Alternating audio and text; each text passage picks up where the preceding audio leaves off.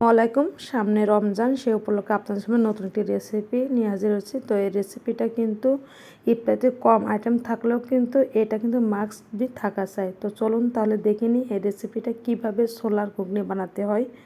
তো একেবারে সহজভাবেই বানিয়ে দেবো। তো আমি এখানে ছোলাটা একদিন সন্ধ্যার সময় ভিজে রেখেছিলাম, আর দেখেন একেবারে ফুলে গিয়েছে। আর এখানে আলুটা আমি একটা আলু বড় সাইজে সিদ্ধ করে নিয়েছি, আর নিয়ে এটা আমি একটা ম্যাশ করে নিয়েছি। তো আমি এখানে মশলাগুলো সব বেটে নিয়েছি, আদা, পেঁয়াজ, রসুন এবং গরম মশলাগুলো বেটে নিয়েছি। এখন আমি এটা কিভাবে রান্না করব সেটাই আপনাদের দেখাবো। তো তার জন্য আমি চুলায় প্যান নিয়েছি, আর চুলায় কিন্তু প্যান নিয়ে আমি সামান্য তেল দিয়ে দিয়েছি। আর আমি চুলাটা কিন্তু আজকে সিদ্ধ করিনি, একেবারে সিদ্ধ ছাড়াই কীভাবে রান্না করতে আমি সেটাই দেখাবো।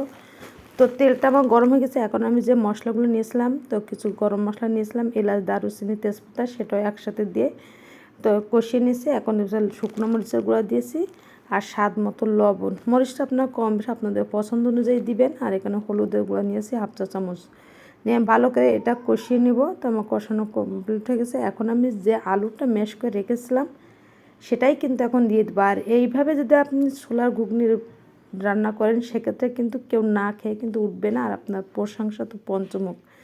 তো আমি এখানে একটু পানি দিয়েছি, দিয়ে ভালো করে কষিয়ে নেবো। তো অবশ্যই একটু পানি দিবেন, তাহলে কিন্তু আলুটা কষাতে খুবই টেস্টি হবে, খেতেও ভালো লাগবে। তো এখন কিন্তু পায়েসটা কিন্তু আমার তেলটা উঠিয়ে আসছে। তো এই পর্যায়ে আমি সেই ছোলাটা দিয়ে দেবো। আর ছোলাটা কিন্তু একেবারে সিদ্ধ ছাড়াই কিন্তু রান্না করব। আমি এখন সিদ্ধ করে নেবো জাস্ট। অনেকে ছোলাটা রান্নার আগে সিদ্ধ করে, সেটা কিন্তু বেশি টেস্টি হয় না। তো ভালো করে ছোলাটা আমি কষিয়ে নিয়েছি, নিয়ে আমি এখন এখানে গরম পানি দিয়ে দেবো। তো অবশ্যই আপনারা গরম পানিটা দিবেন। গরম পানিটা দিলে কি হয়, তাড়াতাড়ি ছোলাটা সিদ্ধ হয়ে যায়।